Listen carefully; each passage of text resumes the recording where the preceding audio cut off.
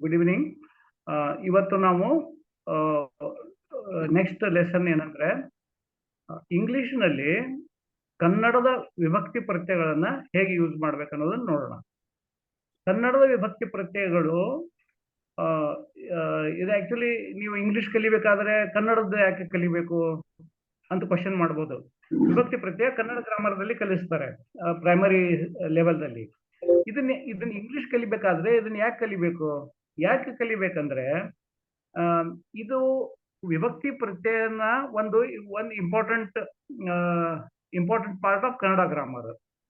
ಅದ್ರದ್ದು ಇಂಪಾರ್ಟೆನ್ಸ್ ನೋಡೋಣ.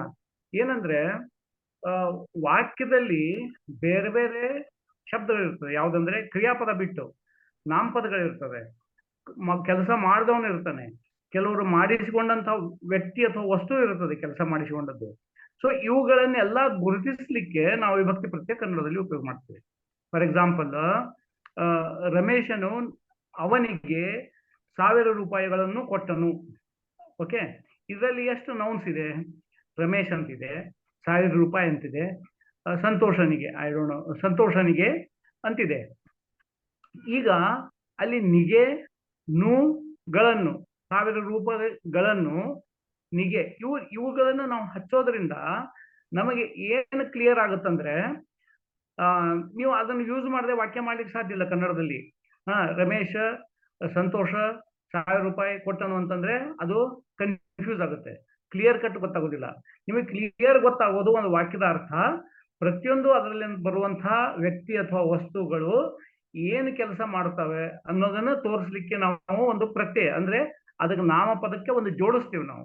ಅಂದ್ರೆ ಫಾರ್ ಎಕ್ಸಾಂಪಲ್, ಈಗ ರಮೇಶನು, ಸಂತೋಷನು, ಕುಮಾರನು ಅಂತ ಹೇಳ್ತೀವಿ. ಅಲ್ಲಿ ನು ಅಂತಂದ್ರೆ ಏನ್ ಬರುತ್ತೆ ತೋರಿಸುತ್ತದು ಕನ್ನಡದಲ್ಲಿ ಅದಕ್ಕೆ ಗ್ರಾಮರ್ ವ್ಯಾಕರಣದ ಪ್ರಕಾರ ಅದಕ್ಕೆ ಪ್ರಥಮ ವಿಭಕ್ತಿ ಅಂತ ಹೇಳ್ತೇವೆ ನಾವು.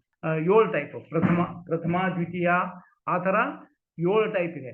ಪ್ರತಿಯೊಂದು ವಿಭಕ್ತಿಗೂ ಒಂದೊಂದು ಕನ್ನಡದ ಗ್ರಾಮರ್ದಲ್ಲಿ ಒಂದು ಫಂಕ್ಷನ್ ಇರುತ್ತೆ, ಒಂದು ಕೆಲಸ ಇರ್ತದೆ. ಅದನ್ನ ಮೊದಲು ತಿಳ್ಕೊಳ್ಬೇಕು. ಅದನ್ನು ತಿಳ್ಕೊಂಡ ಮೇಲೆ ಅದೇ ಕೆಲಸವನ್ನು ನಾವು ಇಂಗ್ಲಿಷ್ ನಲ್ಲಿ ಹೇಗೆ ಮಾಡ್ಬೇಕು ತಿಳ್ಕೊಳ್ಬೇಕು. ಇದನ್ನು ತಿಳ್ಕೊಳ್ಳಿದ್ರೆ ಏನಾಗುತ್ತೆ ಅಂದ್ರೆ, ಈಗ ಸಪೋಸ್ ಕನ್ನಡದ್ದು ಮತ್ತು ಇಂಗ್ಲಿಷ್ ಉಪಯೋಗ ಅದೇ ತರ ಇತ್ತಂದ್ರೆ ಇಂಗ್ಲಿಷ್ ಕಲಿಯೋದು ಏನೂ ಡಿಫಿಕಲ್ಟ್ ಇರಲಿಲ್ಲ ನಿಮ್ಗೆ. ಈಗ ಫಾರ್ ಎಕ್ಸಾಂಪಲ್, ಈಗ ಕೆಲವು ಕಡೆ ಇದೆ ಆ ತರ ಇನ್ ಅಂತ ಯೂಸ್ ಮಾಡ್ತೇವೆ. ಆ ಕಪಾಟಿನಲ್ಲಿ, ಇನ್ ದ ಕಬೋರ್ಡ್, ಅಲ್ಲಿ ಅನ್ನೋದಕ್ಕೆ ನಾವು ಇನ್ ಅಂತ ಹಾಕ್ಬಿಟ್ವಿ. ಈ ತರ ಒಂದು ಅದಕ್ಕೆ ಏನ್ ಶಬ್ದ ಇದೆ ಅಂತ ಆ ಶಬ್ದ ನಾವು ಹಾಕಿದ್ರೆ ವಾಕ್ಯ ಸರಿ ಆಗುತ್ತದು.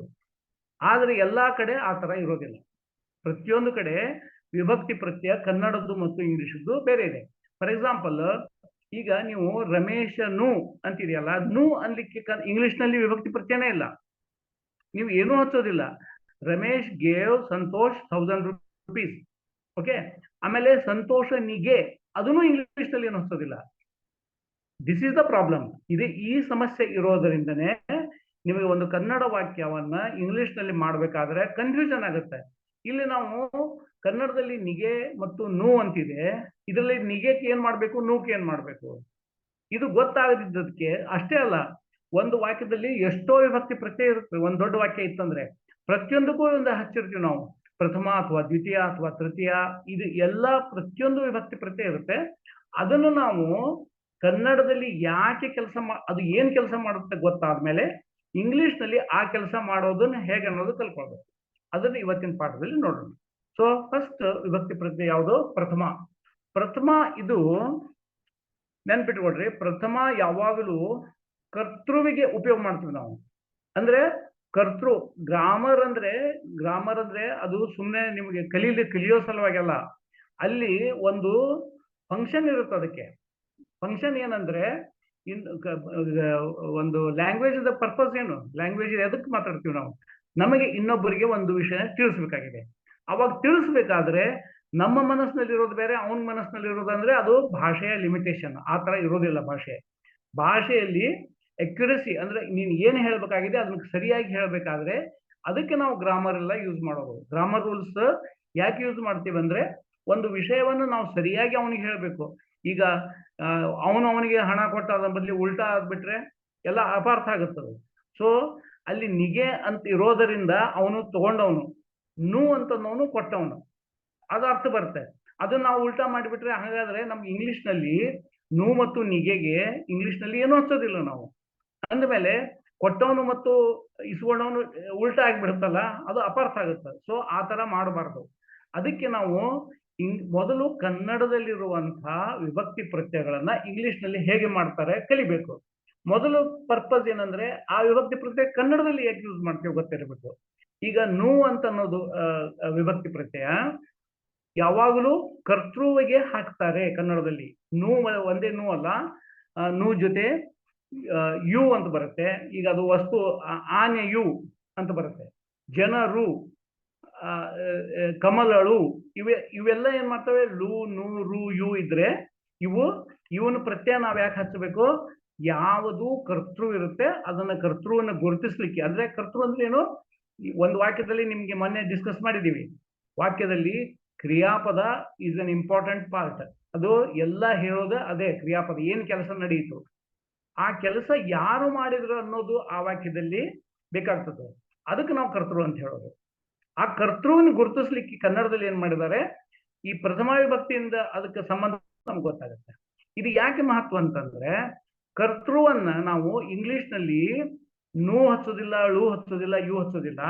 ಸಿಂಪ್ಲಿ ಅದನ್ನು ಮೊದಲನೇ ಸ್ಥಾನದಲ್ಲಿ ಇಟ್ಟು ಬಿಡ್ಬೇಕು. ವಾಕ್ಯದ ಬಿಗಿನಿಂಗ್ ಸ್ಥಾನದಲ್ಲಿ ಇಟ್ಟು ಬಿಟ್ರೆ ಅದು ಕರ್ತೃವಿನ ಸ್ಥಾನ. ಅಂದಮೇಲೆ ನೀವು ಕನ್ನಡದಲ್ಲಿ ಪ್ರಥಮ ವಿಭಕ್ತಿ ಯು ನು ಳು ರು ಬಂದರೆ ಅವಾಗ ನೀವು ಏನೂ ಹಚ್ಚಬೇಕಾಗಿಲ್ಲ. ಅದನ್ನ ಕರ್ತೃ ಅಂತ ತಿಳ್ಕೊಂಡು ಅದನ್ನ ಫಸ್ಟ್ ಜಗದಲ್ಲಿ ಇಟ್ಬಿಟ್ರೆ, ನೀವು ಅದನ್ನ ಇಂಗ್ಲಿಷ್ ನಿಂದ ಕನ್ನಡ ಮಾಡ್ಬೇಕಾದ್ರೆ ಅದಕ್ಕೆ ನೀವು ನು ಹಚ್ಕೊಳ್ತೀರಾ. ಓಕೆ, ಕನ್ನಡದಿಂದ ಇಂಗ್ಲಿಷ್ ಮಾಡೋದಾದ್ರೆ ನೀವು ಅಲ್ಲಿ ಫಸ್ಟ್ ಪ್ಲೇಸ್ ನಲ್ಲಿ ಇಟ್ಬಿಟ್ರೆ ಅದೇ ಕರ್ತೃ, ಅದಕ್ಕೆ ಪ್ರಥಮ ವಿಭಕ್ತಿಯಲ್ಲಿ ಇರುತ್ತೆ. ಗೊತ್ತಾಯ್ತಾ? ಈಗ ನೀವು ಯಾವುದೇ ವಾಕ್ಯ ನೋಡ್ರಿ, Ramesh gave 1000 rupees to Santosh, ಅಲ್ಲಿ ರಮೇಶ್ ಅಂದ್ರೆ ರಮೇಶನ್ನು ಅಂತ ಅದಕ್ಕೆ ಒಂದಕ್ಕೆ ಹಚ್ಚಬೇಕು. ಓಕೆ, ಆದ್ರೆ ಇದರಲ್ಲಿ ಇಂಟ್ರೆಸ್ಟಿಂಗ್ ವಿಷಯ ಏನಂದ್ರೆ, ಕನ್ನಡದಲ್ಲಿ ನು ಹಚ್ಚಿದ್ರಿಂದ ಯಾರು ಕರ್ತೃ ಅನ್ನೋದು ಗೊತ್ತಿರೋದ್ರಿಂದ ನಮಗೆ ನಾವು ಅದನ್ನ ಆಮೇಲೆ ಇಡಬಹುದು. ಸಂತೋಷನಿಗೆ ರಮೇಶನು 1000 ರೂಪಾಯಿ ಕೊಟ್ಟನಂದ್ರೂ ತಪ್ಪಿಲ್ಲ. ಯಾಕಂದ್ರೆ ಕೊಟ್ಟವನು ಯಾರು ಅನ್ನೋದನ್ನ ನಾವು ವಿಭಕ್ತಿ ಪ್ರತ್ಯಯದಿಂದ ಪತ್ತೆ ಹಚ್ತೀವಿ. ಅಲ್ಲಿ ನು ಯಾರಿಗೆ ಹಚ್ಚಿದಾನೆ ಅವನು ಕೊಟ್ಟವನು, ನಿಗೆ ಅಂತ ಯಾರು ಹಚ್ಚಿರ್ತಾರೆ ಅವನು ಇಸ್ಕೊಂಡವನು. ಇದು ಒಂದು ಕನ್ನಡದಲ್ಲಿ ಗೊತ್ತಾಗುತ್ತೆ. ಇಂಗ್ಲಿಷ್ ನಲ್ಲಿ ಆ ತರ ಇರೋದಿಲ್ಲ. ಅದ್ರ ಬದಲಿ ನಾವೇನ್ ಮಾಡ್ತೀವಿ, ಫಸ್ಟ್ ಪೊಸಿಷನ್ ದಲ್ಲಿ ವಾಕ್ಯದ ಬಿಗಿನಿಂಗ್ ದಲ್ಲಿ ಒಂದೇ ಶಬ್ದನೇ ಅದನ್ನ ಮಾಡಿದರೆ ಅದಕ್ಕೆ ನಾವು ನು ಇದೆ ಅಂತ ತಿಳ್ಕೊಳ್ಬೇಕು.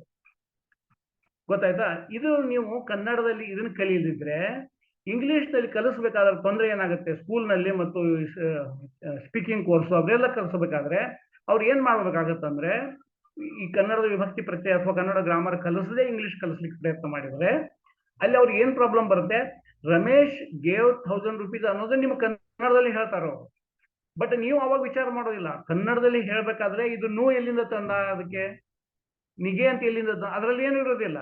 ಇದು ನೀವು ಕೇಳಬೇಕಾದ ಅರ್ಥ ಸರಿ ಮಾಡ್ಕೊಳ್ತೀರಿ. ಒಂದು ವಾಕ್ಯ ಓದಿದ್ರೆ ನಿಮಗೆ ಕರೆಕ್ಟ್ ಸರಿಯಾಗಿ ಕನ್ನಡದಲ್ಲಿ ಅರ್ಥ ಗೊತ್ತಾಗುತ್ತೆ. ಆದ್ರೆ ಅದೇ ವಾಕ್ಯನ ಇಂಗ್ಲಿಷ್ ನಲ್ಲಿ ಮಾಡ್ಬೇಕಾದ್ರೆ ನಿಮ್ಗೆ ಇದು ವಿಭಕ್ತಿ ಪ್ರತ್ಯಯ ಅಡ್ಡಾಗುತ್ತೆ.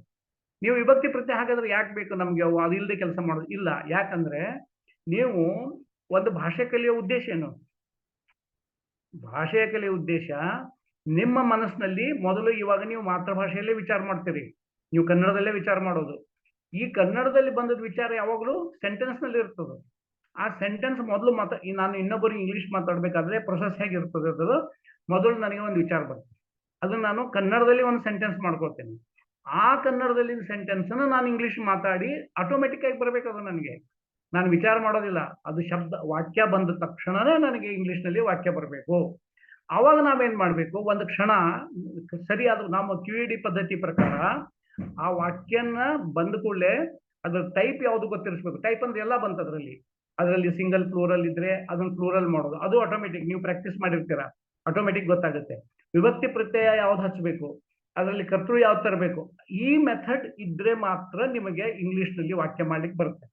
ಇಲ್ಲ ಅಂದ್ರೆ ಏನಾಗುತ್ತೆ, ಇಂಗ್ಲಿಷ್ ವಾಕ್ಯ ಬೇರೆಯವರು ಮಾತಾಡಿದ ಅರ್ಥ ಆಗ್ಬೋದು, ಪುಸ್ತಕ ಬರೆದದ್ದನ್ನು ನೀವು ಅರ್ಥ ಮಾಡ್ಕೊಳ್ಬಹುದು, ನೀವು ಸ್ವಂತ ವಾಕ್ಯ ಬರೀಲಿಕ್ಕೂ ಸಾಧ್ಯ ಆಗೋದಿಲ್ಲ, ತಪ್ಪಿಲ್ಲದೆ ಮಾತಾಡ್ಲಿಕ್ಕೂ ಸಾಧ್ಯ ಆಗೋದಿಲ್ಲ. ಈ ಮಿಸ್ಟೇಕ್ ಯಾಕಾಗಿದೆ ಅಂದ್ರೆ ಸ್ಟೂಡೆಂಟ್ಸ್ ತಪ್ಪಲ್ಲ, ಅದು ಕಲಿಸುವ ಪದ್ಧತಿನೇ ತಪ್ಪಿದೆ. ಕಲಿಸುವ ಪದ್ಧತಿಯಲ್ಲಿ ಅವರು ಇಂಗ್ಲಿಷ್ ಗ್ರಾಮರ್ ಅನ್ನು ಕಲಿಸೋದ್ರಿಂದ ಇಂಗ್ಲಿಷ್ ಬರುತ್ತೆ ಅಂತ ತಿಳ್ಕೊತಾರೆ. ಇಂಗ್ಲಿಷ್ ಗ್ರಾಮರ್ ಇದರಲ್ಲಿ ಅದು ಕಲಿಯೋರಿಗೆ ಅದು ಏನೂ ಉಪಯೋಗ ಆಗೋದಿಲ್ಲ. ಯಾಕಂದ್ರೆ ಇಂಗ್ಲಿಷ್ ಗ್ರಾಮರ್ ಯಾವಾಗ ಉಪಯೋಗ ಆಗುತ್ತೆ? ಇಂಗ್ಲಿಷ್ ಬಂದ ಮೇಲೆ ಉಪಯೋಗ ಆಗುತ್ತೆ. ಅದು ಮೊದಲು ನಿಮಗೇನು ಕನ್ನಡದ ಗ್ರಾಮರ್ ಒಂದು ಟೈಪ್ ಇದ್ರೆ, ಒಂದು ಯಾವುದೇ ಒಂದು ಕನ್ನಡ ಗ್ರಾಮರ್ದು ಒಂದು ಎಕ್ಸಾಂಪಲ್ ಇದ್ದಾಗ ಅದನ್ನ ಇಂಗ್ಲಿಷ್ ನಲ್ಲಿ ಹೇಗೆ ಮಾಡ್ಬೇಕು ಅನ್ನೋದು ಕಲಿಯೋದಿರುತ್ತೆ. ಅವಾಗ ನಿಮ್ಗೆ ಆಟೋಮೆಟಿಕ್ಲಿ ಇಂಗ್ಲಿಷ್ ಗ್ರಾಮರ್ ಬರುತ್ತೆ. ಬರೀ ನಿಮ್ಗೆ ಇಂಗ್ಲಿಷ್ ಗ್ರಾಮರ್ ಕಲಿಸಿ ಇದು ನೌನು, ಇದು ಪ್ರೊನೌನು, ಇದು ಪಾರ್ಟ್ ಆಫ್ ಸ್ಪೀಚ್ ಇದನ್ನ ಹೇಳಿದ್ರೆ ನೀವು ಅದನ್ನ ಒಂದು ಕನ್ನಡದ ವಾಕ್ಯ ಮಾಡ್ಬೇಕಾದ್ರೆ ಈ ಪ್ರಶ್ನೆ ಬಂದಾಗ ನಿಮ್ಗೆ ಉತ್ತರ ಯಾರು ಕೊಡ್ಬೋದು? ಯಾರು ಹೆಲ್ಪ್ ಮಾಡ್ತಾರೆ?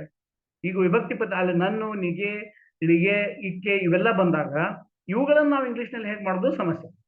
ಸೊ ಹಾಗಾದ್ರೆ ಈಗ ಗೊತ್ತಾಯ್ತಲ್ಲ ಇದ್ರ ಮಹತ್ವ ನಿಮ್ಗೆ. ಸೊ ಫಸ್ಟ್ ನಾವು ನೋಡಿದ್ ಯಾವುದು? ಪ್ರಥಮ ವಿಭಕ್ತಿಯಲ್ಲಿ ಕರ್ತೃವಿಗೆ ನೂಳು, ರು, ಇವು ಹಚ್ತೀವಿ. ಆ ವಾಕ್ಯದಲ್ಲಿ ನೂಳು, ರು ಯಾವುದಕ್ಕೆ ಇರುತ್ತಲ್ಲ ಅದನ್ನೇ ನೀವು ಕರ್ತೃ ಮಾಡಿ ಇಂಗ್ಲಿಷ್ ನಲ್ಲಿ ಮಾಡ್ಬೇಕಾದ್ರೆ ಅದನ್ನ ಫಸ್ಟ್ ಹಾಕಿಬಿಟ್ರೆ, ಆ ಸೆಂಟೆನ್ಸ್ ಬಿಗಿನಿಂಗ್ ಹಾಕಿಬಿಟ್ರೆ ಆ ವಾಕ್ಯ ಮುಗಿದು. ಓಕೆ, ಸೊ ಈಗ ನಾವು ನೆಕ್ಸ್ಟ್ ವಿಭಕ್ತಿ ಪ್ರತ್ಯಯ ಹೋಗೋಣ. ಓಕೆ, ಸೆಕೆಂಡ್ ನಲ್ಲಿ ದ್ವಿತೀಯ ವಿಭಕ್ತಿ. ಈ ತರ ವಿಭಕ್ತಿಗಳು ಬಂದಾಗ ಸೆಕೆಂಡ್, ದ್ವಿತೀಯ ಅಂತ ಹೇಳ್ತೇವೆ ನಾವು. ಯಾವುದು? ನನ್ನು, ರನ್ನು, ಳನ್ನು, ಎನ್ನು, ಗಳನ್ನು ಇವನ್ನೆಲ್ಲ ನಾವು ಯೂಸ್ ಮಾಡ್ತೀವಿ. ಇವು ದ್ವಿತೀಯ ವಿಭಕ್ತಿಗಳು ನಾವು ಯಾವ ವಸ್ತುವಿಗೆ ಹಚ್ತೀವಿ ಅಥವಾ ವ್ಯಕ್ತಿ ಹಚ್ತೀವಿ ಅಂದ್ರೆ ಯಾರ ಮೇಲೆ ಯಾರಿಗೆ ಕೆಲಸ ಆಗಿರ್ತದೆ. ಈಗ ನಾನು ಒಂದು ಆನೆಯನ್ನು ನೋಡಿದೆ, ಆಬ್ಜೆಕ್ಟ್ ಅಂತಾರೆ ಅದಕ್ಕೆ ಇಂಗ್ಲಿಷ್ ನಲ್ಲಿ. ಆಬ್ಜೆಕ್ಟ್ ಅಂದ್ರೆ ನಾನು ಸಬ್ಜೆಕ್ಟ್, ಆಬ್ಜೆಕ್ಟ್ ಏನು ಮಾಡಿದೆ ನನ್ನ ಕೆಲಸ? ಆನೆಯನ್ನು, ಅವನನ್ನು, ಗಿಡವನ್ನು, ಇವಿಗೆಲ್ಲ ಬರ್ತಲ್ಲ ನನ್ನು, ರನ್ನುಗಳನ್ನು ಬರುತ್ತಲ್ಲ, ಅವನ್ನ ನಾವು ದ್ವಿತೀಯ ವಿಭಕ್ತಿ ಅಂತ ಹೇಳ್ತೇವೆ. ಓಕೆ, ವ್ಯಕ್ತಿ ಮತ್ತು ವಸ್ತುಗಳು ಇಂಗ್ಲಿಷ್ ವಾಕ್ಯದಲ್ಲಿ ಕ್ರಿಯಾಪದ ನಂತರ ಹಾಕಿದರೆ ಕನ್ನಡದ ಮೇಲೆ ಹೇಳಿದ ಪ್ರತ್ಯಯ ಅಂದ್ರೆ ಆನೆಯನ್ನು, ವಸ್ತುಗಳನ್ನು, ಭಾರತೀಯರನ್ನು, ಕಮಲವನ್ನು, ಈ ತರ ಶಬ್ದ ಅನ್ನು ಅಂತ ಬಂದಾಗ ದ್ವಿತೀಯ ವಿಭಕ್ತಿ ಇರೋದ್ರಿಂದ ಈ ದ್ವಿತೀಯ ವಿಭಕ್ತಿಗೆ ನಾವು ಇಂಗ್ಲಿಷ್ ನಲ್ಲಿ ಹೇಗೆ ಮಾಡೋದು? ಕ್ರಿಯಾಪದದ ನಂತರ ಹಾಕಬೇಕು, immediately after the verb English ನಲ್ಲಿ. ಸೊ ಇದಕ್ಕೂ ನೀವು ನನ್ನುಗೆ ಇಂಗ್ಲಿಷ್ ನಲ್ಲಿ ಏನೂ ಹಚ್ಚೋದು ಅವಶ್ಯ ಇಲ್ಲ. ಈಗ ನೂಗೇನು ಮಾಡೋದಿಲ್ಲ, ನನ್ನಿಗೂ ಏನು ಮಾಡೋದಿಲ್ಲ. ಉದಾಹರಣೆ, ವಿಜಯನು ಆನಂದನನ್ನು ಸ್ಕೂಲಿನಲ್ಲಿ ಭೇಟಿಯಾದನು. ಓಕೆ, ಇಲ್ಲಿ ನೋಡ್ರಿ, ವಿಜಯನು ಕರ್ತೃ, ಸೊ ಅದನ್ನ ಮೊದಲು ಹಾಕಿದ್ರಿ. ಸೊ ವಿಜಯ್ ಭೇಟಿಯಾದನು ಇಂಗ್ಲಿಷ್ ನಲ್ಲಿ ಕರ್ತೃ ಆದ್ಮೇಲೆ ಕ್ರಿಯಾಪದ ಅದನ್ನ ಹೇಳ್ತಾರೆ. ಸೊ ವಿಜಯ್ ಮೆಟ್ ಯಾರನ್ನು? ಆನಂದನನ್ನು. ಅಲ್ಲಿ ನನ್ನು ಅಂತ ಬಂದಿದೆ. ಅದನ್ನೇನ್ ಮಾಡ್ಬೇಕು ನೀವು? ಕ್ರಿಯಾಪದದ ತಕ್ಷಣ ನಂತರ ಹಾಕಿಬಿಟ್ರೆ ಅದು ನನ್ನು ಅಂತ ಅರ್ಥ ಕನ್ನಡದ ದ್ವಿತೀಯ ವ್ಯಕ್ತಿ ಒಳಗೆ ಕೂತು ಬಿಡುತ್ತದೆ. ನೀವೇನೋ ಅದಕ್ಕೆ ಹಚ್ಚಬೇಕಾಗಿಲ್ಲ. ಓಕೆ, ಸೊ ನೀವು ವಾಕ್ಯದಲ್ಲಿ, ನೀವು ಕನ್ನಡದಲ್ಲಿ ನಾನು ಹೇಳ್ದಂಗೆ ಹಿಂದೆ ಮುಂದೆ ಎಲ್ಲಾದ್ರೂ ಇರ್ಬೋದು ಅದು ನನ್ನು. ಅದು ಎಲ್ಲೇ ಇದ್ರು ಅದನ್ನ ತಂದು ನೀವು ಕ್ರಿಯಾಪದ ನಂತರ ಇಟ್ಬಿಟ್ರೆ ಅದು ನನ್ನು ಬಂತು ಅಂತ ನೀವು ತಿಳ್ಕೋಬೇಕು. ಓಕೆ, ಇದು ನೀವು ನಿಮ್ಗೆ ಗೊತ್ತಿಲ್ಲದೆ ಒಂದು ವಾಕ್ಯ ಕೊಟ್ಟಾಗ ಕನ್ನಡದಲ್ಲಿ ನಾವು ಯಾವ ತರ ಹೇಳ್ತೀವಿ ಅದೇ ತರ ಇಂಗ್ಲಿಷ್ ನಲ್ಲಿ ಮಾಡ್ಲಿಕ್ಕೆ ಹೋದ್ರೆ ತಪ್ಪು ಅರ್ಥ ಆಗುತ್ತೆ. ಇಂಗ್ಲಿಷ್ ಈಗ ನಾನು ವಿಜಯನು ಆನಂದನಿಗೆ ಹೇಳಿದನು ಅಂತ ಹೋಗಿ ಆನಂದನು ವಿಜಯನಿಗೆ ಹೇಳಿದನು, ಇವೆರಡೂ ನೀವು ಡಿಫ್ರೆನ್ಸ್ ಗೊತ್ತಾಗೋದಿಲ್ಲ. ಯಾಕಂದ್ರೆ ಕನ್ನಡದಲ್ಲಿ ಇಂಗ್ಲಿಷ್ ನಲ್ಲಿ ನಿಗೆ ಮತ್ತು ನೂಕೆ ಏನೂ ಹಚ್ಚೋದಿಲ್ಲ. ಆದ್ದರಿಂದ ನಾವು ಏನ್ ಮಾಡ್ಬೇಕು? ಪೊಸಿಷನ್ ಅಂದ್ರೆ ಯಾವ ಸ್ಥಳದಲ್ಲಿ ಆ ನಾಮಪದ ವಿಭಕ್ತಿ ಪ್ರತ್ಯಯ ಇದ್ದದ್ದು ನಾಮಪದ ಇಡುತ್ತೀವಲ್ಲ ಅದ್ರ ಮೇಲೆ ಆ ವಿಭಕ್ತಿ ಅದಂತ ಅರ್ಥ ಮಾಡ್ಕೊಳ್ಬೇಕು ನಾವು. ಇಂಗ್ಲಿಷ್ ನಲ್ಲಿ ಇದಕ್ಕೆ ವಿಭಕ್ತಿ ಪ್ರತ್ಯಯ ಏನೂ ಮಾಡೋದಿಲ್ಲ ಅವರು. ಓಕೆ, ಇದೇ ಕಾರಣಕ್ಕೆ ಅವರು ಏನೂ ಮಾಡೋದಿಲ್ಲ ಅಂದ್ಮೇಲೆ ಅವ್ರು ಅದನ್ನ ಕಲಿಸೋದಿಲ್ಲ ಇಂಗ್ಲಿಷ್ ಗ್ರಾಮರ್ ನಲ್ಲಿ. ಆದ್ರೆ ಕನ್ನಡದ ನಮ್ಮ ವಿಚಾರ ಕನ್ನಡದಲ್ಲಿ ಇರೋದ್ರಿಂದ ಈ ವಾಕ್ಯ ಹೇಗೆ ಮಾಡ್ಬೇಕನ್ನೋದನ್ನ ನಾವು ಗೊತ್ತಿರ್ಬೇಕು. ಸೊ ಎರಡನೇ ಯಾವುದು? ದ್ವಿತೀಯ ವಿಭಕ್ತಿ. ದ್ವಿತೀಯ ವಿಭಕ್ತಿ ಎಕ್ಸಾಂಪಲ್ ನೀವು ಅದರಲ್ಲಿ ನೋಡ್ಕೊಳ್ಳಿ. ನನ್ನು, ರನ್ನು, ಳನ್ನು, ಎನ್ನು, ಗಳನ್ನು ಇವು ಬಂದಾಗ ಕ್ರಿಯಾಪದದ ನಂತರ ಹಾಕಿದ್ರೆ, ಇಮಿಡಿಯೇಟ್ಲಿ ಹಾಕಿದ್ರೆ ಅದು ಆಟೋಮೆಟಿಕ್ಲಿ ಅದಕ್ಕೆ ದ್ವಿತೀಯದಲ್ಲಿ ಬಂತು ಅಂತ ತಿಳ್ಕೊಳ್ಬೇಕು. ಕನ್ನಡದ ದ್ವಿತೀಯ, ಇಂಗ್ಲಿಷ್ ನಲ್ಲಿ ದ್ವಿತೀಯ ಇರೋದಿಲ್ಲ, ಕನ್ನಡದ ದ್ವಿತೀಯ ಅರ್ಥ ಬರೋದು ಅದನ್ನ ಮಾಡ್ಬೇಕು. ಓಕೆ, ನೆಕ್ಸ್ಟ್ ಥರ್ಡ್, ತೃತೀಯ ವಿಭಕ್ತಿ. ತೃತೀಯ ವಿಭಕ್ತಿ ಇಂದ ಅಂತ ಬರುತ್ತೆ. ಇಂದ, ನಿಂದ, ಇಂದ. ಓಕೆ, ಇಂದ ಅಂದ್ರೆ ಇದರಲ್ಲಿ ಒಂದು ಸ್ಪೆಷಾಲಿಟಿ ಇದೆ ನಿಮ್ಗೆ ಕನ್ಫ್ಯೂಷನ್ ಆಗೋದು ಹೇಳ್ತೇನೆ ನಾನು. ನಾವು ಇಂದ, ನಿಂದ ಅಂತಂದ್ರೆ ಎರಡು ನಮೂನೆ ಯೂಸ್ ಮಾಡ್ತೀವಿ ಕನ್ನಡದಲ್ಲಿ. ಒಂದು ತೃತೀಯ ವಿಭಕ್ತಿಯಲ್ಲಿ, ಒಂದು ಪಂಚಮಿ ವಿಭಕ್ತಿಯಲ್ಲಿ. ಅದಕ್ಕೆ ಡಿಫರೆನ್ಸ್ ಏನಂದ್ರೆ, ಈಗ ತೃತೀಯ ವಿಭಕ್ತಿಯಲ್ಲಿ ಕೊಟ್ಟದ ಉದಾಹರಣೆ ಏನೇಂದ್ರೆ ಕೊಡಲಿಯಿಂದ, ರಾಮನಿಂದ, ಸಿಂಹದಿಂದ. ಓಕೆ, ಇದು ಏನ್ ತೋರಿಸುತ್ತಂದ್ರೆ ಯಾರಿಂದ ಒಂದು ಕೆಲಸ ಆಯ್ತು ಅನ್ನೋದನ್ನ ತೋರಿಸುತ್ತೆ. ಒಂದು ವಾಕ್ಯದಲ್ಲಿ ಇವು ಯಾವುದು ಬಂದ್ರೆ ರಾಮನಿಂದ, ಶಿವನಿಂದ, ಕೊಡಲಿಯಿಂದ ಈ ಗಿಡವನ್ನು ಕತ್ತರಿಸಿದರು ಅಂತಿದ್ದಾಗ ಇಂದ ಅಂತ ಬಂತು. ಈಗ ಇದೇ ಒಂದು ಇಂದ ನಾನು ಮೈಸೂರಿನಿಂದ ಬೆಂಗಳೂರಿಗೆ ಬಂದೆ, ಇಲ್ಲಿನೂ ಇಂದ ಇದೆ. ಈ ಇಂದ ಬೇರೆ, ಆ ಇಂದ ಬೇರೆ. ಇದು ಗೊತ್ತಿಲ್ಲದೆ ನಾವು ಇಂದ ಅಂದ್ರೆ ಫ್ರಾಮ್ ಅಂತಂದ್ರೆ ಅದು ತಪ್ಪಾಗತ್ತೆ, ಅದು ಕಂಪ್ಲೀಟ್ ತಪ್ಪಾಗುತ್ತೆ. ಯಾಕಂತಂದ್ರೆ ನೀವು ಅಲ್ಲಿ ಪಂಚಮಿ ವಿಭಕ್ತಿ ಇಂದ ಬೇರೆ, ತೃತೀಯ ವಿಭಕ್ತಿಯಿಂದ ಬೇರೆ. ತೃತೀಯ ವಿಭಕ್ತಿಯಿಂದ ನಾವು ಕನ್ನಡದಲ್ಲಿ ಯಾವಾಗ ಯೂಸ್ ಮಾಡ್ತೇವೆ, ಇದನ್ನ ನೀವು ಕನ್ನಡದಿಂದ ಮಾತ್ರ ಕಲೀಲಿಕ್ಕೆ ಸಾಧ್ಯ ಇದೆ, ಇಂಗ್ಲಿಷ್ ನಲ್ಲಿ ಕಲೀಲಿಕ್ಕೆ ಸಾಧ್ಯ ಇಲ್ಲ. ಇಂಗ್ಲಿಷ್ ನಲ್ಲಿ ನಿಮಗೆ ಇಂದ ಅಂದ್ರೆ ಫ್ರಾಮ್, ಹೌದಾ? ಈಗ ನಾನು ಬಸ್ನಿಂದ ಬಂದೆ, ಐ ಕೇಮ್ ಫ್ರಮ್ ಬಸ್ ಅನ್ಬಾರ್ದು, ಐ ಕೇಮ್ ಫ್ರಮ್ ಬಸ್ ಅನ್ಬಾರ್ದು. ಯಾಕಂದ್ರೆ ಅಲ್ಲಿ ಐ ಕೇಮ್ ಬೈ ಬಸ್ ಅನ್ಬೇಕು. ಅಲ್ಲಿ ಆ ಇಂದ ತೃತೀಯದಿಂದ, ಪಂಚಮಿಯಿಂದ ಇದ್ದಾಗ ಮಾತ್ರ ಫ್ರಾಮ್ ಅನ್ಬೇಕು. ಇದು ಗೊತ್ತಿಲ್ಲದಿದ್ರೆ ನಿಮಗೆ ತೃತೀಯ ಮತ್ತು ಪಂಚಮಿ ಗೊತ್ತಿಲ್ಲ, ಬರೀ ಇಂದ ಇದ್ದಲ್ಲಿ ನಾವು ಫ್ರಾಮ್ ಹಾಕಬಾರ್ದು. ಕನ್ನಡದಲ್ಲಿ ಇಂದ ಅಂತ ಒಂದು ವಾಕ್ಯ ಇದ್ರೆ ನಾವು ಇಂಗ್ಲಿಷ್ ನಲ್ಲಿ ಮಾಡ್ಬೇಕಾದ್ರೆ ಫ್ರಾಮ್ ಹಾಕಿದ್ರೆ ಅದು ತಪ್ಪರ್ಥ ಆಗುತ್ತೆ. ಸೊ ಇದಕ್ಕೆ ನೀವು ಅದ್ರ ಸಲುವಾಗಿ ವಿಭಕ್ತಿ ಪ್ರತ್ಯಯ ನಾವು ಕಲಿಯೋದು ಇಂಪಾರ್ಟೆಂಟ್. ಸೊ ಥರ್ಡ್ ಈಸ್ ತೃತೀಯ ವಿಭಕ್ತಿ. ಓಕೆ, ನೆಕ್ಸ್ಟ್ ಸ್ಕ್ರಾಲ್ ಮಾಡಿ. ಈಗ ನೋಡಿ, ಇಂಗ್ಲಿಷ್ ನಲ್ಲಿ ಇವುಗಳು ಎರಡು ಟೈಪ್ ಯೂಸ್ ಮಾಡ್ತೀವಿ ನಾವು. ಈಗ ನಾನು ಹೇಳೋದೇನೋ ತೃತೀಯ ವಿಭಕ್ತಿ ಇಂದ ಅನ್ನೋದು ಒಂದು ವಸ್ತುವಿನಿಂದ ಅಥವಾ ಒಂದು ವ್ಯಕ್ತಿಯಿಂದ ಒಂದು ಕೆಲಸ ಆಗಿದ್ದಾರೆ, ಆ ವ್ಯಕ್ತಿ ಅಂದ್ರೆ ಫಾರ್ ಎಕ್ಸಾಂಪಲ್ ಬೈ ರಾಮ, ರಾಮನಿಂದ. Ravana was killed by Rama, ರಾಮನಿಂದ ಅಂದ್ರೆ ಯಾವ ವ್ಯಕ್ತಿಯಿಂದ ಕೆಲಸ ಆಗುತ್ತೆ ಅದನ್ನ ನಾವು ಕನ್ನಡದಿಂದ ಇಂದ ಅಂತ ಹೇಳಿದಾಗ. ಜನರಿಂದ, ಅವನು ಜನರಿಂದ ಇಲೆಕ್ಟ್ ಆದನು, ಇಲೆಕ್ಟ್ ಆದನು ಕನ್ನಡದಲ್ಲಿ ಆಯ್ದುಕೊಂಡನು. ಅವಾಗ ಏನ್ ಮಾಡ್ತೀವಿ, he is elected by people, he was elected by people ಅಂತೀವಿ. ಚಿಗರಿಯು ಸಿಂಹದಿಂದ ಕೊಲ್ಲಲ್ಪಟ್ಟಿತು, ಅವಾಗ ಏನಂತೀವಿ, dear was killed by the lion. Okay, so ಇಲ್ಲಿ ಒಂದು ಕೆಲಸ ವ್ಯಕ್ತಿಯಿಂದ ಅಥವಾ ಒಂದು ವಸ್ತುವಿನಿಂದ ಆಯ್ತಂದ್ರೆ ಅವಾಗ ನಾವು ಬೈ ಅಥವಾ ಬೈ ಅಂತ ಯೂಸ್ ಮಾಡ್ತೀವಿ. ಬಟ್ ಅದು ಕನ್ನಡದಲ್ಲಿ ನಾವೇನ್ ಮಾಡ್ಬೇಕು, ಅದು ತೃತೀಯ ವಿಭಕ್ತಿಯಲ್ಲಿ ಇದೆ ಅನ್ಬೇಕು. ಓಕೆ, ಇದರಲ್ಲಿ ಎರಡು ಟೈಪ್ ಇದೆ. ಒಂದೇನಂದ್ರೆ ಆ ವ್ಯಕ್ತಿ, ಕೆಲಸ ಮಾಡಿದ ವ್ಯಕ್ತಿ ಸಜೀವ ಇದ್ರೆ ಅಂದ್ರೆ ಜೀವಂತ ಇದ್ದದ್ದು. ಈಗ ಆ 3 example, by Rama, by people, ಇವ ಇದ್ದಾಗ ಅವಾಗ ಬೈ ಅಂತ ಹಾಕ್ಬೇಕು. ಓಕೆ, ಅಂದ್ರೆ ಈ ಯಾರಿಂದ ಕೆಲಸ ಆಯ್ತು ಅದು ವ್ಯಕ್ತಿ ಜೀವ ಇರಬಹುದು, ಸಜೀವ ಇರಬಹುದು. ಸಜೀವ ಇದ್ದಾಗ ನೋಡ್ರಿ, ಬೈ ಟ್ರೈನ್, ಬೈ, ಇದರಲ್ಲಿ ಒಂದು ಅಪವಾದ ಇದೆ. ಅಪವಾದ ಅಂದ್ರೆ ಈಗ ನೀವು by aeroplane, I came by aeroplane, I came by train ಅಂತೀವಿ. ಇದು ಯಾಕೆ ಬೈ ಅಂತಂದ್ರೆ ಸಜೀವ ಅಲ್ಲ ಅವು, ಟ್ರೈನು, ಕಾರು ಇವೆಲ್ಲ ಅಲ್ಲ. ಬಟ್ ಇಂಗ್ಲಿಷ್ ನಲ್ಲಿ ಅವುಗಳನ್ನ ಜೀವಿ ಇದ್ದವ್ರನ್ಗೇನೆ ಮಾತಾಡ್ತಾರೆ ಅವ್ರ ಭಾಷೆಯಲ್ಲಿ, ಇಂಗ್ಲಿಷ್ ಭಾಷೆಯಲ್ಲಿ. ಆಕ್ಚುಲಿ ಅದು ಸ್ತ್ರೀಲಿಂಗನೂ ಯೂಸ್ ಮಾಡ್ತಾರೆ ಅವಕ್ಕೆ, ಕಾರಿಗೆ, ಶಿಪ್ಗೆ ಅಥವಾ ಏರೋಪ್ಲೇನ್ಗೆ. ಅದ್ರ ಸಲುವಾಗಿ ಅದನ್ನ ನಾವು ಬೈ ಅಂತ ಯೂಸ್ ಮಾಡಬೇಕು. ಇನ್ನು ನಿರ್ಜೀವಿಯಾಗಿದ್ರೆ ನಾವು ವಿತ್ ಅಂತ ಹಾಕ್ಬೇಕು. ಓಕೆ, ಈಗ ನೋಡಿ, ಇಂಗ್ಲಿಷ್ ನಲ್ಲಿ ಬರೀ ಕನ್ನಡದಲ್ಲಿ ಇಂದ ಅಂತಿದೆ, ಇಂದ ಈಸ್ ನಾಟ್ ಫ್ರಾಮ್. ಈಗ ನಾನು ಮೈಸೂರಿನಿಂದ ಬಂದೆ ಇದ್ದಲ್ಲಿ ಫ್ರಾಮ್ ಮಾಡ್ತೀವಿ, ಬಟ್ ಇಲ್ಲಿ ನಾವು from pen, I wrote from pen ಅನ್ಬಾರ್ದು, ಐ ಕೇಮ್ ಫ್ರಾಮ್ ಬಸ್ ಅನ್ಬಾರ್ದು. ಓಕೆ, ಅಲ್ಲಿ ನೋಡಿ, ಸಾಧನ ಅಂದ್ರೆ ಯಾವರಿಂದ ಕೆಲಸ ಆಯ್ತು ಅದು ನಿರ್ಜೀವಿ ಇದ್ರೆ ಅದನ್ನ ನಾವು ವಿತ್ ಅಂತ ಹಾಕ್ಬೇಕು. ಉದಾಹರಣೆ, with pen, with money, you can buy anything with money. ನೀವು ಹಣದಿಂದ, ಅಲ್ಲಿ ಇಂದ ಅಂತ ಬಂದಿದೆ, ನೀವು ಹಣದಿಂದ ಏನನ್ನು ಬೇಕಾದರೂ ಕೊಳ್ಳಬಹುದು. You can buy anything from money ಅನ್ಬಾರ್ದು, ವಿತ್ ಮನಿ ಅನ್ಬೇಕು. ಯಾಕಂದ್ರೆ ಮನಿ ಇರೋದು ಹಣದಿಂದ ಅಂತಿರೋದು ಅದು ಸಾಧನ ಆಗಿದೆ. ಅದು ಒಂದು ಸ್ಥಳದಿಂದ ಇನ್ನೊಂದು ಸ್ಥಳಕ್ಕೆ ಹೋದ್ರೆ ಮಾತ್ರ ಪಂಚಮಿ ವಿಭಕ್ತಿ. ಇದು ಬರೀ ಒಂದು ವಸ್ತು ಸಾಧನದಂತೆ ಯೂಸ್ ಆಗಿದೆ, ಒಬ್ಬ ವ್ಯಕ್ತಿ ಸಾಧನ, ಒಂದು ಕೆಲಸವನ್ನು ಮಾಡ್ಲಿಕ್ಕೆ ಕಾರಣ ಆಗಿದ್ದಾನೆ ಅನ್ನೋ ಹೊತ್ತಿನಲ್ಲಿ ನಾವು ತೃತೀಯ ಯೂಸ್ ಮಾಡ್ತೇವೆ.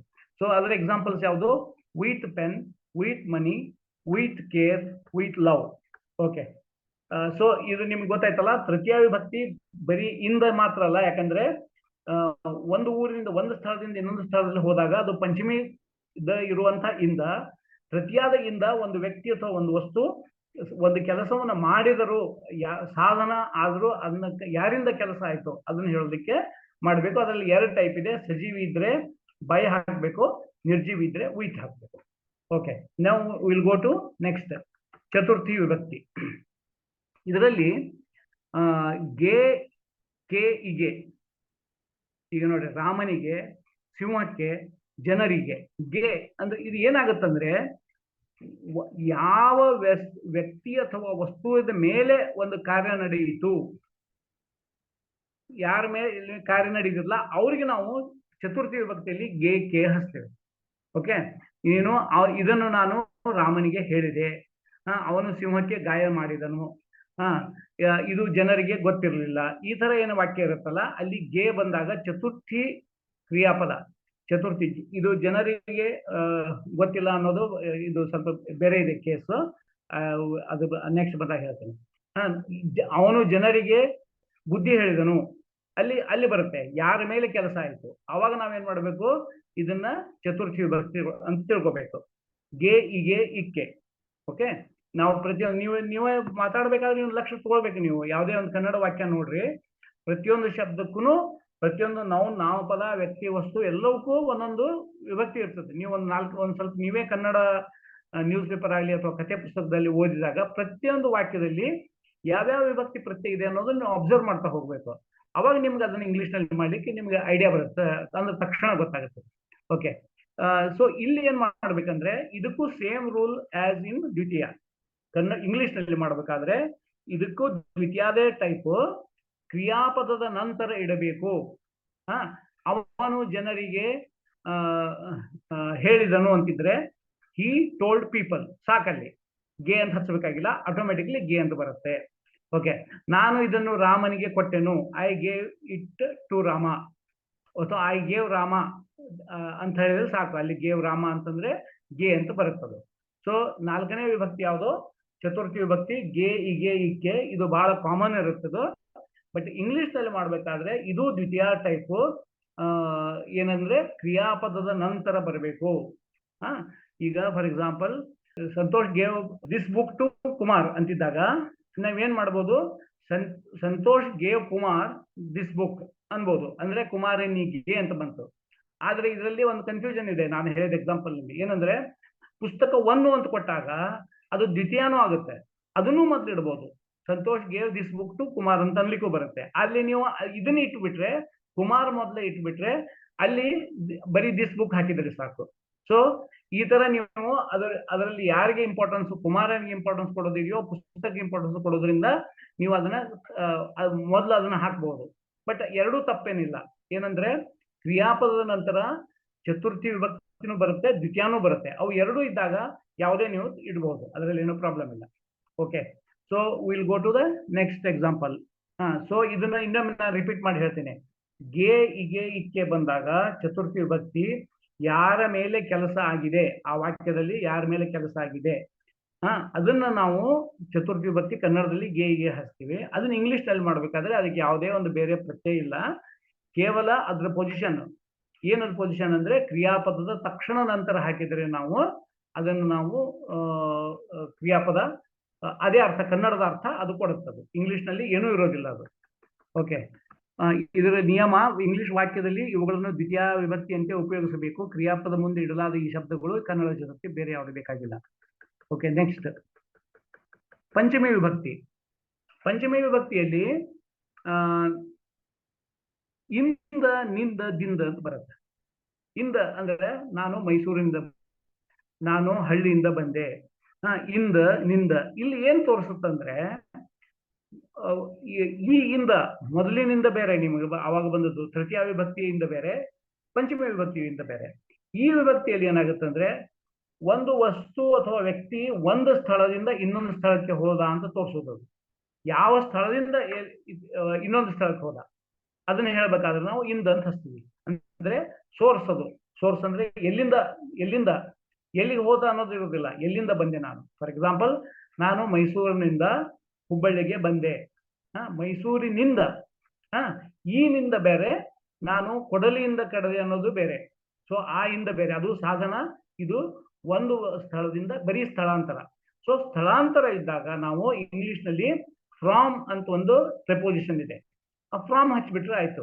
ಬಟ್ ಈ ಫ್ರಾಮ್ ಅನ್ನ ತೃತೀಯ ವಿಭಕ್ತಿ ಇದ್ದಲ್ಲಿ ಹಚ್ಚಬಾರ್ದು, ಪಂಚಮಿ. ಸೊ ನಿಮ್ಗೆ ಅದು ಇಂಗ್ಲಿಷ್, ಬರೀ ಒಂದು ಇಂಗ್ಲಿಷ್ ವಾಕ್ಯ ಓದಿದಾಗ ನಿಮ್ಗೆ ಗೊತ್ತಾಗೋದಿಲ್ಲ. ಕನ್ನಡದ ವಾಕ್ಯ ಇದ್ದಾಗ ನಿಮ್ಗೆ ಗೊತ್ತಾಗುತ್ತೆ ಏನಂದ್ರೆ ಈ ಇಂದ ಬೇರೆ, ಆ ಇಂದ ಬೇರೆ ಅಂತ.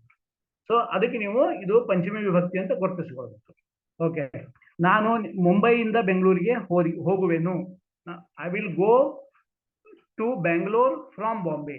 ಓಕೆ, ಮತ್ತು ಇಂಗ್ಲಿಷ್ ನಲ್ಲಿ ಪ್ರಿಪೋಸಿಷನ್ಸ್ ನ ಕನ್ನಡದಲ್ಲಿ ಆಮೇಲೆ ಹಾಕ್ತಿವಿ, ಇಂಗ್ಲಿಷ್ ನಲ್ಲಿ ಮೊದಲು ಹಾಕ್ತಿವಿ. ಈಗ ಮುಂಬೈ ಇಂದ, ಮುಂಬೈ ಆದ್ಮೇಲೆ ಇಂದ ಇದೆ, ಇಂಗ್ಲಿಷ್ ನಲ್ಲಿ ಫ್ರಾಮ್ ಮುಂಬೈ ಅನ್ಬೇಕು. ಅವಳು ಇದೀಗ ಶಾಲೆಯಿಂದ ಬಂದಿದ್ದಾಳೆ. She has just now come from the school. From the school ಇಂದ ಇದೆ, ಅದಕ್ಕೆ ಫ್ರಾಮ್ ಅಂತ ಹಾಕ್ಬೇಕು. ಈ ಪುಸ್ತಕವನ್ನು ನಾನು ಗ್ರಂಥಾಲಯದಿಂದ ತಂದಿದ್ದೇನೆ. I have brought this book from the library.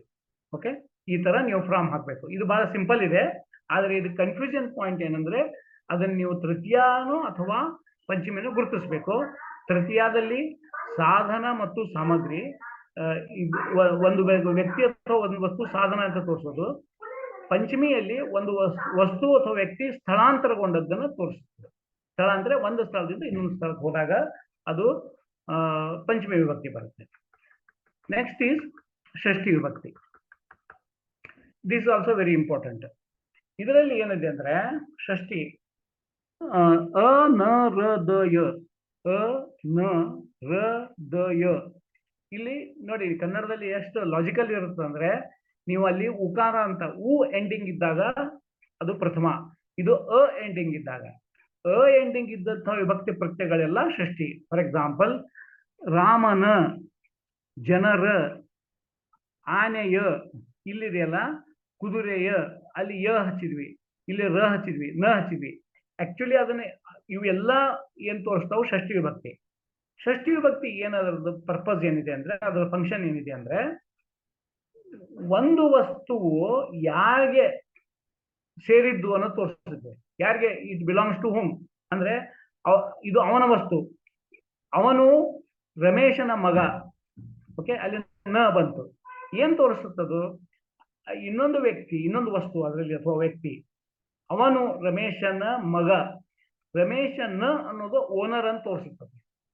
ರಮೇಶನ, ಇದು ರಮೇಶನ ಮನೆ ಅಂತ ಹೇಳಿದಾಗ ನ ಅಂತ ಬಂದ್ರೆ, ಇದು ಆನೆಯ ಸೊಂಡೆ ಅಥವಾ ಆನೆಯ ಕೋರೆ ಅಂತ ನಾನು ಹೇಳಿದಾಗ ಆನೆಯ, ಅದರ ಮಾಲಕ ಓನರ್ ಯಾರು, ಒಂದು ವಸ್ತುವಿನ ಓನರ್ ಯಾರದನ್ನು ತೋರಿಸ್ತದಲ್ಲ ವಾಕ್ಯದಲ್ಲಿ.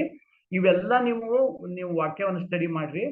ಇದರೊಳಗೆ ಪ್ರತಿಯೊಂದರೊಳಗೂ ಯಾವ್ದಾದ್ರೂ ಕನ್ನಡದಲ್ಲಿ ನೀವು ಒಂದು ವಾಕ್ಯ ನೋಡಿದ್ರೆ ಅದರಲ್ಲಿ 3, 4, 2 ಅಥವಾ 3 ನಿಮಗೆ ವಿಭಕ್ತಿ ಪ್ರತ್ಯಯ ಕಂಡೇ ಕಾಣ್ತದೆ. ನೀವು ಅದನ್ನು ಗುರುತಿಸ್ಲಿಕ್ಕೆ ಕಲಿಬೇಕು. ಅದನ್ನು ಗುರುತಿಸಿದಾಗ ಇಂಗ್ಲಿಷ್ ನಲ್ಲಿ ಹೇಗೆ ಮಾಡಬೇಕು, ನೀವು ಇದರಲ್ಲಿ ಪ್ರಾಕ್ಟೀಸ್ ನಲ್ಲಿ ಮಾಡ್ಬಿಡ್ತೀರಾ. ಅದನ್ನು ಗುರುತಿಸದೆ ನೀವು ಪ್ರಾಕ್ಟೀಸ್ ಮಾಡಿದ್ರೆ ಉಪಯೋಗ ಇಲ್ಲ. ಮೊದಲು ಗುರುತಿಸೋದು, ಗುರುತಿಸಿದನ್ನ ಪ್ರಾಕ್ಟೀಸ್ ಮಾಡೋದು, ಪ್ರಾಕ್ಟೀಸ್ ಮಾಡೋದು, ನಾಳೆ ನೀವು ವಾಕ್ಯ ಮಾಡ್ಬೇಕಾದ್ರೆ ಅದನ್ನ ಅಪ್ಲೈ ಮಾಡಬೇಕು. This is the method. Okay, so I will continue. ಇಲ್ಲಿ ಷಷ್ಠಿ ವಿಭಕ್ತಿ ರಾಮನ, ಜನರ, ಸಿಂಹದ, ಕಮಲೆಯ, ಯ.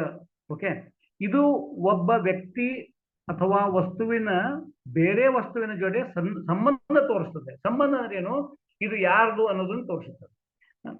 ಈ ವ್ಯಕ್ತಿಯನ್ನು ಅಥವಾ ವಸ್ತು ಯಾರದು ಎಂದು ಹೇಳುವ ಪ್ರಶ್ನೆಗೆ ಉತ್ತರ ಕೊಡುತ್ತೆ ಪ್ರತ್ಯಯ. ಓಕೆ, ರಾಮನ ತಂದೆ, ಜನರ ಆಯ್ಕೆ, ಸಿಂಹದ ಪಾಲು, ಕಮಲೆಯ ಓಲೆಗಳು. ಓಕೆ, ಇಲ್ಲಿ ಓಲೆಗಳು ಯಾರು, ತಂದೆ ಯಾರ ತಂದೆ, ಆಯ್ಕೆ ಯಾರದು, ಇದನ್ನ ಅದಕ್ಕೆಲ್ಲ ನೀವು ನ, ರ, ಯ ಇದೆ, ಅಕಾರ ಇದೆ, ಇದರಲ್ಲಿ ಉಕಾರ ಇಲ್ಲ, ಅಕಾರ ಇದೆ ಅಂದಮೇಲೆ ನೀವು ಅದನ್ನ ಗುರುತಿಸ್ಬೇಕು ಷಷ್ಠಿ ಅಂತ. ಏನು, ಓನರ್ಶಿಪ್. ಓಕೆ, ಓನರ್ಶಿಪ್ ಬಂದಾಗ ನೀವು ಷಷ್ಠಿ ವಿಭಕ್ತಿ ಇರುತ್ತೆ. ಓಕೆ, ಇದನ್ನ ಮಾಡ್ಲಿಕ್ಕೆ ಇದರಲ್ಲಿನೂ 2 ಟೈಪ್ ಇದೆ. 2 ಟೈಪ್ ಏನಂದ್ರೆ, ಒಂದು ಆಫ್ ಅಂತ ಹೇಳಿ ಒಂದು ಪ್ರಿಪೋಸಿಷನ್, ಅದನ್ನ ನಾವು ಹಾಕ್ಬೇಕು. ಆಫ್ ಅಂದ್ರೆ legs of table, Call of duty, author of book. Okay, ಇಲ್ಲಿ ಏನು ಆಫ್ ಅಂತ ಬಂದ್ಬಿಟ್ರೆ ಅದರ ಅಂತ ಅರ್ಥ ಆಗುತ್ತೆ. ಲೆಗ್ಸ್ ಆಫ್ ಟೇಬಲ್ ಅಂದ್ರೆ ಟೇಬಲಿನ ಕಾಲುಗಳು, ಟೇಬಲಿನ ಅಲ್ಲಿ ಷಷ್ಠಿ ಬಂತು. ಆಫ್ ಅನ್ನೋದು ನಾವು ಕನ್ನಡದಲ್ಲಿ ಪ್ರತ್ಯಯ ಆಮೇಲೆ ಹಾಕ್ತಿವಿ, ಇಂಗ್ಲಿಷ್ ನಲ್ಲಿ ಮೊದಲೇ ಹಾಕ್ಬೇಕು. ಇಲ್ಲಿ ಪ್ರತ್ಯಯ ಯಾವುದು, ಪ್ರಿಪೋಸಿಷನ್ ಆಫ್ ಅಂತ.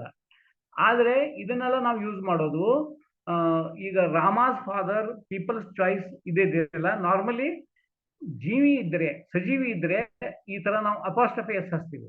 ಅಪಾಸ್ಟ್ರಫಿ ಅಂದ್ರೆ ಈ ಸಿಂಬಲ್ ನಿಮ್ಗೆ ಗೊತ್ತಲ್ಲ, ಮೇಲೆ ಕಾಮಾ ಟೈಪ್ ಇರುತ್ತೆ, ಮೇಲೆ ಇರುತ್ತದೆ.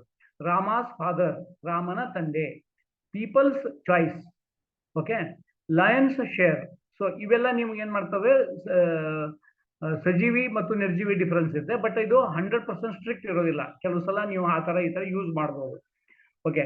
ಲೆಗ್ಸ್ ಆಫ್ ಟೇಬಲ್ ಆದ್ರೂ ನೀವು ಆಫ್ ಫಾದರ್ ಆಫ್ ರಾಮ ಅನ್ನೋದು ಸ್ವಲ್ಪ ತಪ್ಪಾಗುತ್ತದು. ರಾಮಾಸ್ ಫಾದರ್, ಪೀಪಲ್ಸ್ ಚಾಯ್ಸ್ ಅನ್ನೋದು ಸರಿ. ಓಕೆ. ಲೆಗ್ಸ್ ಆಫ್ ಟೇಬಲ್, ಇಲ್ಲಿ ಟೇಬಲ್ ಕಾಲುಗಳು. ಕರ್ತವ್ಯದ ಕರೆ, ಕಾಲ್ ಆಫ್ ಡ್ಯೂಟಿ. ಕರ್ತವ್ಯ ದ ಬಂತಲ್ಲಿ, ದ ಷಷ್ಠಿ ವಿಭಕ್ತಿ. ಆಥರ್ ಆಫ್ ದ ಬುಕ್, ಪುಸ್ತಕದ ಲೇಖಕ. ಟೂ ಆಫ್ ಅಸ್, ನಮ್ಮ ಪೈಕಿ ಇಬ್ಬರು, ನಮ್ಮಲ್ಲಿಯೇ ಇಬ್ಬರು. ಅಂದ್ರೆ ಅದು ಓನರ್ಶಿಪ್ ತೋರಿಸುತ್ತೆ, ನಮ್ಮ ಗುಂಪಿನ ಓನರ್ಶಿಪ್ ಅದು. ಇವ್ರು ನಾವು ಇಬ್ರು ಆ ಗುಂಪಿನಲ್ಲಿ ಇದ್ದವರು ಅವರು. ಸೊ ಗುಂಪು ಅದರದ ಓನರ್ ಅದು, ಆ ತರ.